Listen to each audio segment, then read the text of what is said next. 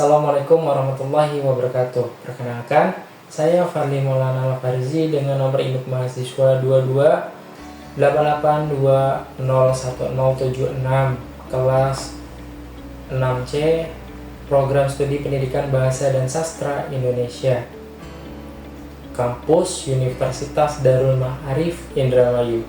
Pada mata kuliah menyimak dan pemirsa ini dengan dosen pengampu Pak Unes EPD, saya akan mempresentasikan atau memaparkan mengenai suasana menyimak yang meliputi suasana defensif, suportif, dan meningkatkan kualitas menyimak.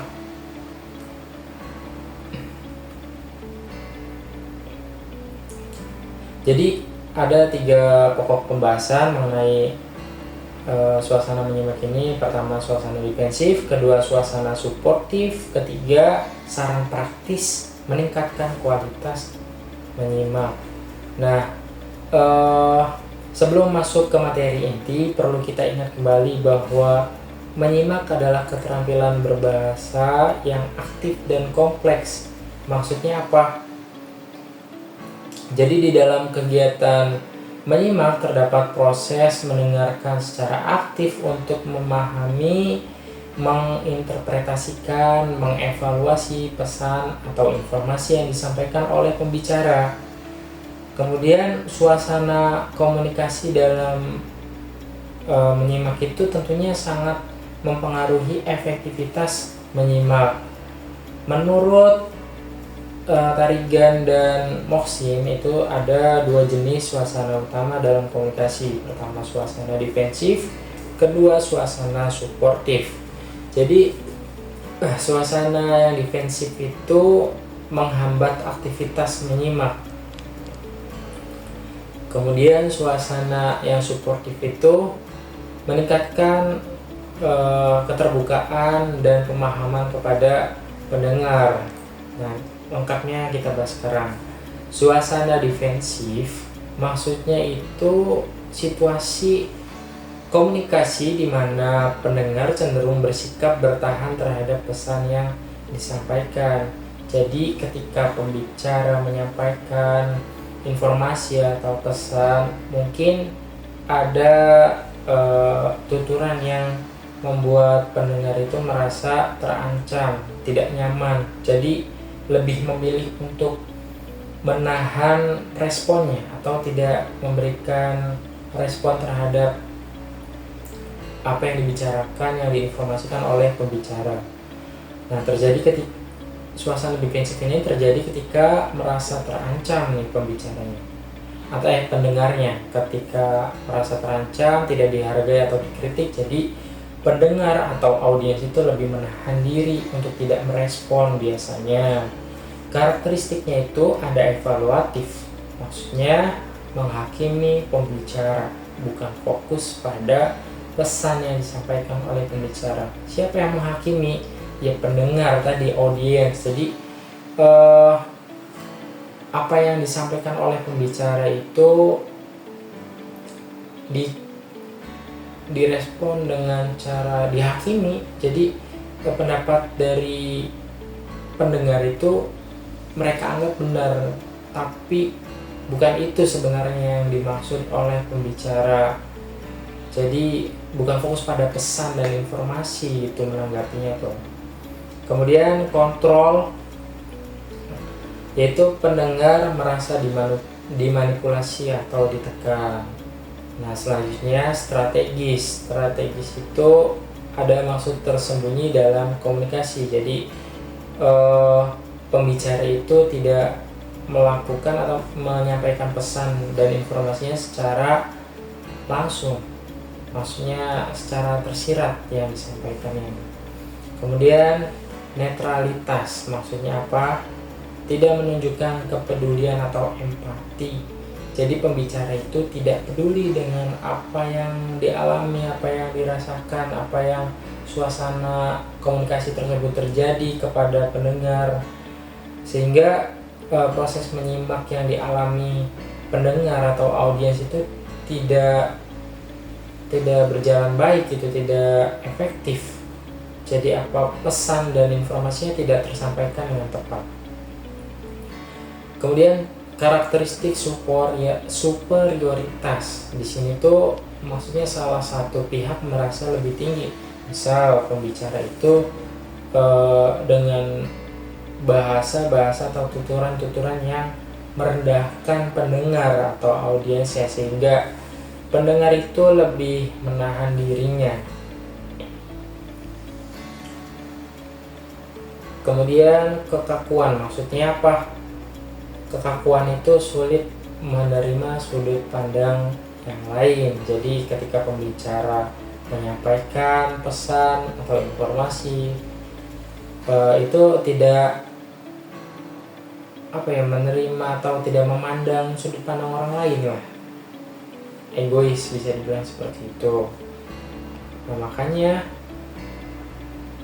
suasana defensif ini pembicara atau audiensnya akan merasa terancam atau tidak dihargai, bahkan dikritik oleh pembicaranya. Selanjutnya ada dampak suasana defensif. Tentunya dengan suasana defensif yang seperti tadi dijelaskan akan berdampak mengurangi efektivitas menyimak. Ya, jadi pesan dan informasinya tidak tersampaikan dengan baik oleh pembicara kepada penyimak.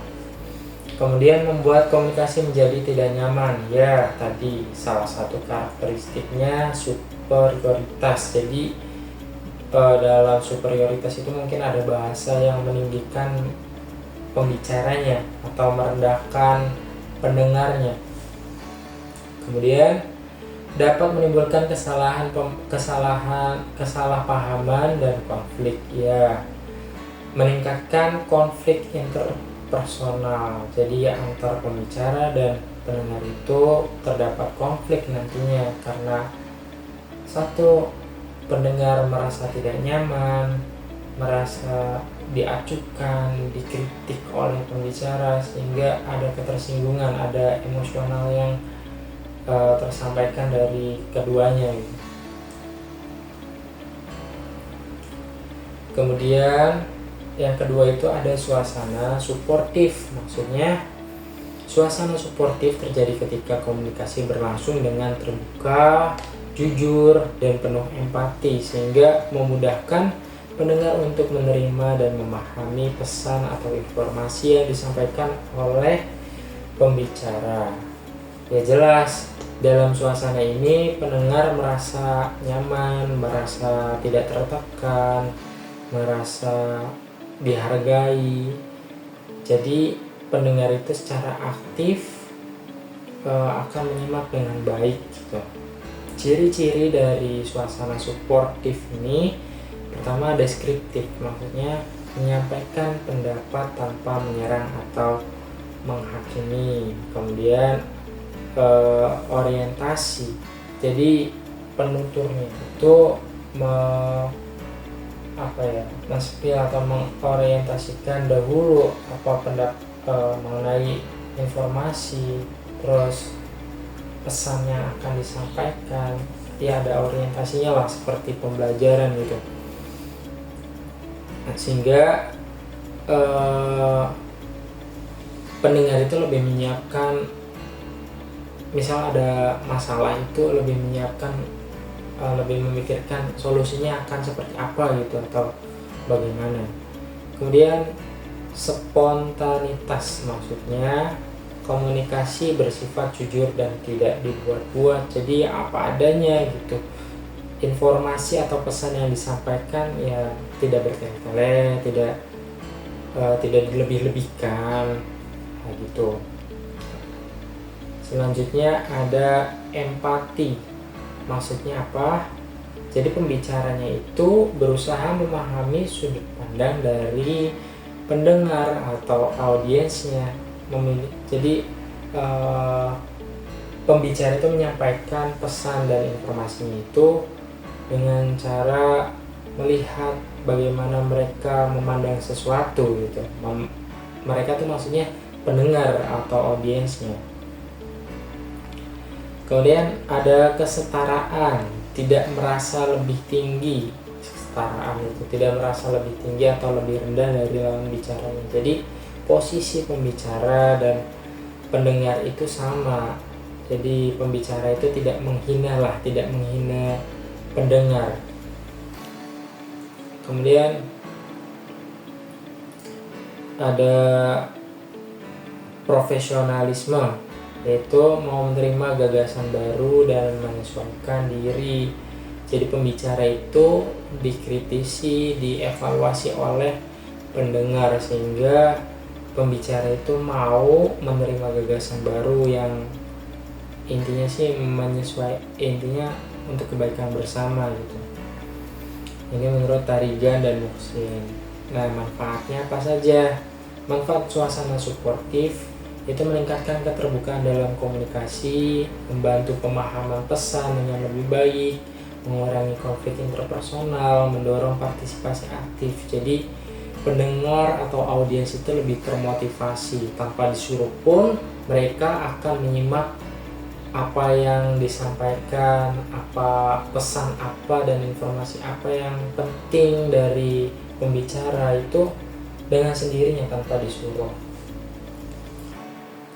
Nah, untuk menanggulangi suasana-suasana yang tidak nyaman tadi, ada saran praktis meningkatkan keterampilan menyimak. 1. Fokus pada pembicara. Jadi memperhatikan ekspresi wajah, intonasi, dan bahasa tubuh yang disampaikan oleh pembicara, sehingga itu akan mendukung proses menyimak pendengar. Kemudian hindari gangguan. Salah satu contohnya itu mematikan ponsel atau alat lain yang mengalihkan fokus atau perhatian dari pendengar. Selanjutnya bersikap empati, maksudnya ya saling ngaji rasa gitu. Coba memahami maksud pembicara sebelum merespon. Adapun selanjutnya gunakan teknik mendengarkan aktif. Jadi mencatat poin penting dan ajukan pertanyaan yang relevan. Tidak menyimpang dari pembahasan tidak bertanya yang di luar konteks gitu. Kemudian latih kesabaran dan konsentrasi. Hindari menyela dan biarkan pembicara menyelesaikan pesannya atau informasinya itu disampaikan dulu sampai tuntas.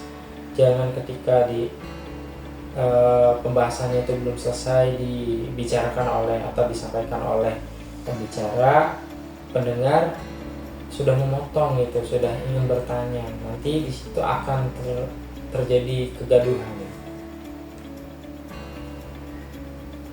Kesimpulannya mengenai suasana menyimak ini, 1. Suasana komunikasi sangat mempengaruhi efektivitas menyimak ya. Suasana defensif dapat menghambat pemahaman karena pendengar lebih fokus membela diri daripada mendengarkan. Ya betul. 3. Suasana suportif meningkatkan keterlibatan dan mendorong komunikasi yang lebih aktif ya. 4. Meningkatkan keterampilan menyimak dengan strategi yang tepat dapat membantu seseorang menjadi pendengar yang lebih baik. Mungkin dari penyampaian tadi banyak kesalahan, banyak informasi yang belum jelas. Jadi mungkin itu saja yang dapat saya sampaikan. Kurang lebihnya mohon maaf. Wabillahi taufiq wal hidayah. Wassalamualaikum warahmatullahi wabarakatuh. Terima kasih atas perhatiannya.